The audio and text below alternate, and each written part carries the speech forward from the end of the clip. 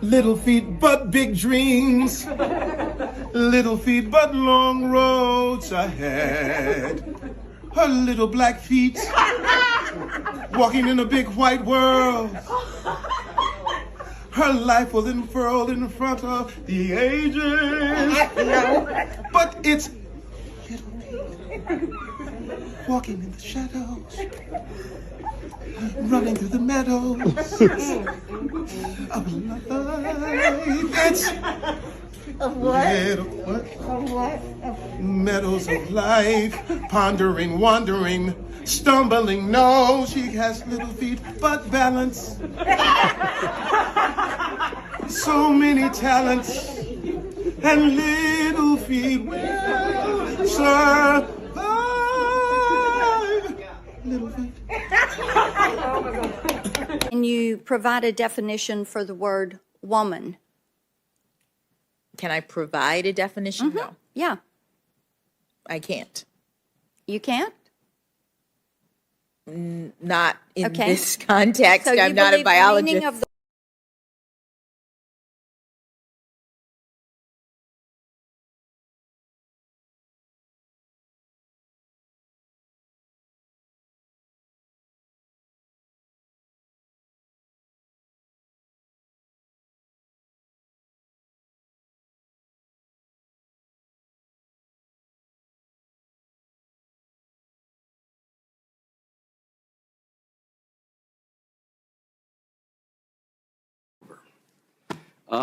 Do you believe illegal immigrants should be allowed to vote, Judge Jackson? Thank you, Senator. Under our laws, you have to be a citizen of the United States in order to vote. So the answer would be no. It's not consistent with our laws, so the answer is no. Okay, why do they do that in New York? Senator, I'm not aware of the Okay, circumstances. all that right, you're- well, that's a good answer. The answer is no. Can an unborn child feel pain at 20 weeks in the birthing process? Senator, I don't know. Are you aware of the fact that anesthesia is provided to the unborn child at that time period if there's an operation to save the baby's life because they can in fact feel pain? Are you aware of that? I am not aware of that. Well, that may come before you one day, so just keep an open mind. That's the only thing I ask you to do.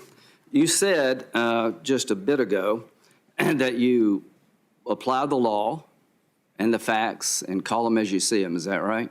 That is correct, Senator. Okay, and you look at the statute as the way it's written, and you try to apply it in its plain meaning. Is that correct? That is correct, Senator. Have you heard of a case called Make the Road versus McAleen? Make the Road New York? Yes. Yeah, okay. Make the Road in New York, who are they? Make the Road New York is a nonprofit that represents various individuals in the sort of immigration law Right. field. They're a nonprofit advocacy group for immigration issues.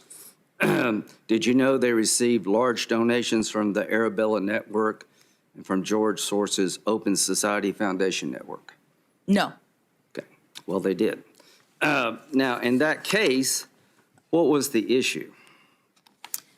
The issue in that case was a challenge to a change in administration policy concerning expedited removal, which is a policy that Congress enacted in order to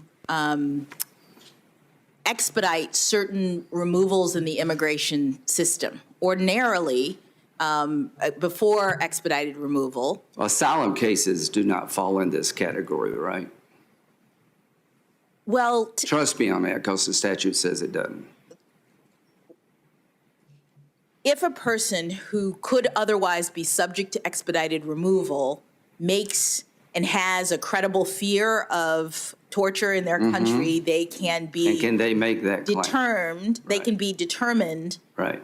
to qualify for regular removal rather than Right. expedited removal. So expedited removal is a creature of Congress, folks. And if you've been here 2 years or less, the statute, the statute, I'm sorry, the statute.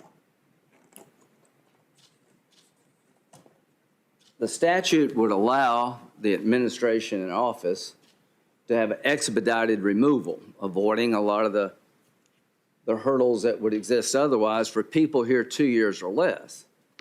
So in the Obama, even Bush years, they did not look at it in terms of applying it to everybody. Some people coming by air got expedited removal, others didn't. The Trump administration decided to use the authority given to it by Congress to remove all eligible cases 2 years or less under the expedited removal statute. Is that a fair summary? Well, Senator, I would say it differently. Well, say it differently. All right. The statute that you've put up indicates that Congress is giving the department, it says the Attorney General, but now it's the department, Right. the ability to determine what category of aliens. If you've 2 years or less. Yeah, but importantly, the authority was, it was not Congress saying 2 years or less. What Congress said is you, agency, have the authority to determine what category of persons between, who have been here between 0 and 24 months. Which is should 2 be. years, yeah. No, but what, forgive me, So- Senator, what I'm trying to explain is that the authority given to the agency was to determine what They length of had time. discretion to make that decision. What length of time? It was not the authority to deport everyone who's been here for 24 months. It was the authority to determine what length of time a person has to be here in order to be subjected to expedited removal. Here's what the statute said. The Attorney General, which is actually the DHS Secretary, may apply clauses 1 and 2 of this subparagraph to any and all aliens described in subclass 2 as designated by the Attorney General, actually DHS. Such designation shall be in the sole and unreviewable discretion of the Attorney General and may be modified at any time. Now, I've been in this business for quite a while. What the Trump administration did was to use the discretion given to it by statute in a way different than prior administrations. This advocacy group, the Arabella-supported advocacy group, tried to strike it down. You rule for them. Here's what the D.C. Circuit Court said about your ruling. There could hardly be a more definitive expression of congressional intent to leave the decision about the scope of expanded removal within statutory bounds to the Secretary's independent judgment. The forceful phrase, sole and unreviewable discretion, by its exceptional terms. Such designation shall be in the sole and unreviewable discretion of the Attorney General and may be modified at any time. To those of us in the law writing business, I don't know how you could tell a judge more clearly that the administration, the agency in question, has discretion to do certain things within the statute. So this is an example to me, and you may not agree, where the plain language of the statute was completely wiped out by you.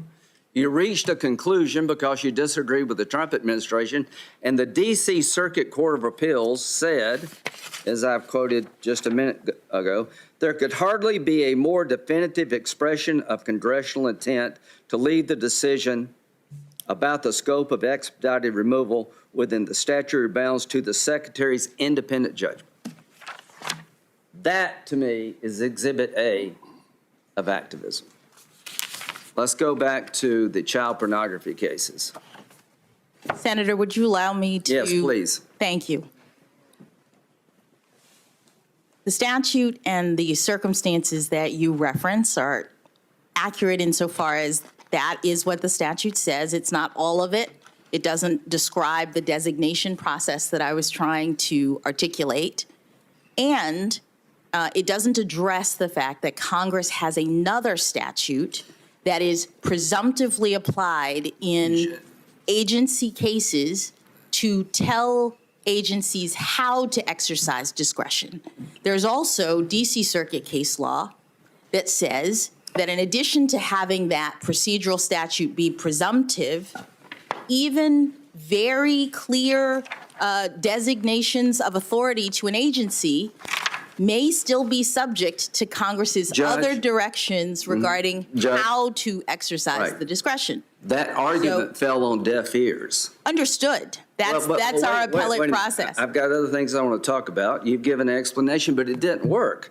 The D.C. Circuit Court said there could hardly be a more definitive expression of congressional intent. This is good as it gets. There's no way to write a statute saying discretion lies in an agency. It's sole. It's non-reviewable. So you're not convincing me that With this was respect, anything Senator. other than activism, and we can talk about it all day long, but I agree with the D.C. Court. This, to me, is an example, Exhibit A, of a judge ignoring limitations placed in the law by Congress to get a result they wanted. Child pornography. I have no doubt that you find child pornography disgusting as the rest of America. I want to comment on the last exchange. And Judge, this is not of your making, so it's really not about you, but Representative Green, who's a fine man, came up and said he thought the exchange between you and Senator Leahy at the end about the arc of time and how far we've come as a nation was powerful. I agree. And I guess here's my point I'm trying to make to the American people, to my Democratic colleagues. I wish you had that same attitude when an African-American conservative is appointed to high office in the judiciary. So what happened with Janice Rogers Brown? In 2003, she was an African-American nominee for the D.C. District Court, 54 years old, a little bit older than you, but pretty close. She was a daughter and granddaughter of sharecroppers, a childhood in Alabama under Jim Crow. She was a single mother, a member of the California Supreme Court. Instead of celebrating how far we've come, my Democratic colleagues filibustered her ascension to the D.C. Circuit Court. Because it's well known on our side that we were very much considering her to be the first African-American woman on the Supreme Court. So rather than this wonderful exchange, which was wonderful, Representative Green, where were you and others when there was a wholesale assault on her nomination? Nowhere to be found. The filibuster was used for 2 years to stop her nomination, and we eventually did the Gang of 14, of which I was a part, so that she could make it through after 2 years of waiting. This is what the current president said when he was in the Senate, Joe